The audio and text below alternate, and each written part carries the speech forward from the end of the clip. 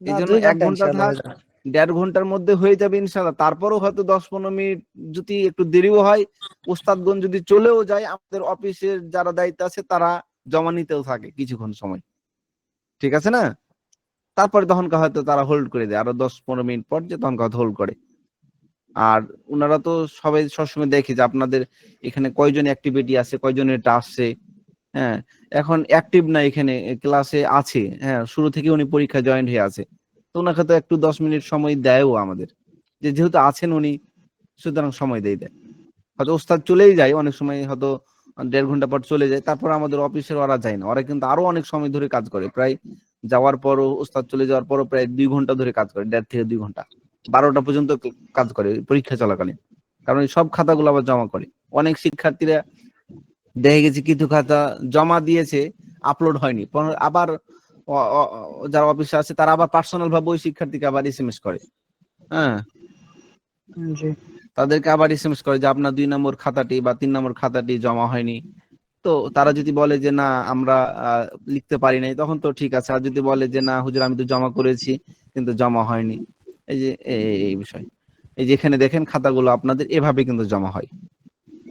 এবং এখানে এই যে নাম্বারগুলো কিন্তু ম্যানুয়ালি হয়ে যায়, সফটওয়্যারের মাধ্যমে কিন্তু নাম্বারগুলো পেয়ে যাবেন। এই প্রথম 4টা প্রশ্নের উত্তর শুধু ওস্তাদগণ দেখবেন, তাছাড়া পরের উত্তরগুলোর খাতা, এই যে পরের যে টিক মার্কের যেগুলো নাম্বার, 4 করে নাম্বার পাবেন এখানে, 4 10 40 নাম্বার। এই নাম্বারগুলো অটোমেটিক, আপনি যদি সঠিক হয় অটোমেটিক নাম্বার যোগ হয়ে যাবে আপনার এখানে। এই যেমন ইনি 100 এর মধ্যে 77 পেয়েছেন, এমনি 100 এর মধ্যে 60 পেয়েছেন, 74 পেয়েছেন। শুধুমাত্র এই যে যেগুলো খাতা আপনারা জমা দিয়েছেন এগুলো আমাদের ওস্তাদগণ ম্যানুয়ালি দেখবেন। যেমন এখানে একটা খাতা আপনাদের দেখাই কিভাবে লিখেছেন। এই যে এভাবে দেখছেন, প্রথমে লিখবেন কয় নম্বর প্রশ্নের উত্তর, 2 নম্বর হলে 2 নম্বর, বা 3 নম্বর হলে 3 নম্বর, 4 নম্বর হলে এটা 4 নম্বর প্রশ্নের উত্তর লিখবেন। এভাবে তখন আপনারা করবেন। কিন্তু এখানে একটা ভুল হয়েছে, এই যে প্রথমে আপনার ফর্ম নাম্বার এবং নামটা লিখবেন, প্রত্যেকটা খাতা বা প্রত্যেকটা ছবির শুরুতে নাম, ফর্ম নাম্বার অবশ্যই লিখবেন সংক্ষিপ্ত আকার, বা ফর্ম নাম্বার লিখলেও এনাফ। কারণ খাতাটা যদি উলট পালট হয়ে যায় অন্য শিক্ষার্থীর সাথে, হয়তো এখানে বসাতে গিয়ে এই জায়গায় বসে গেছে অন্য শিক্ষার্থীর নামে, তাও পরবর্তীতে ওই ফর্ম নাম্বার থাকার কারণে আপনার খাতাটা ধরা পড়ে যাবে, যেটা না এটা অমুক ফর্ম নাম্বারের খাতা। বুঝতেছেন ভাই? জি জি।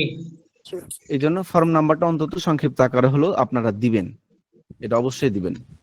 এই যে এখানে রোল যিনি নাম্বারটা। জি জি ফর্ম নাম্বারটা, হয়তো নামটা যদি লিখতে সময় না পান, হ্যাঁ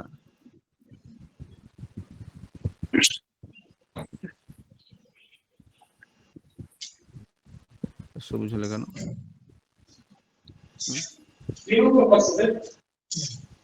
হুজুর, হ্যাঁ জি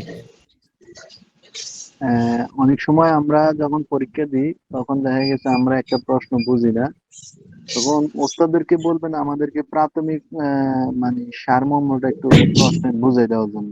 অনেক সময় জি বুঝি না, জি আলহামদুলিল্লাহ জি সবকিছু জি বুঝি, ঠিক আছে নি? জি অনেক ওস্তাদে মানে একটু বলবেন আরে। সংক্ষিপ্ত আকারে যেন বুঝিয়ে দেয় নাকি, মানে ওই হ্যাঁ, প্রশ্নটা প্রশ্নটা বুঝাই শুধু দিবে না উত্তর প্রশ্নটা। বুঝাই দিবে আপনাকে সংক্ষিপ্ত হ্যাঁ, আকারে? আমি তো না, প্রশ্নটা বালিশ প্রশ্নটা ও বুঝাই বলছিলাম। যেন দিবে।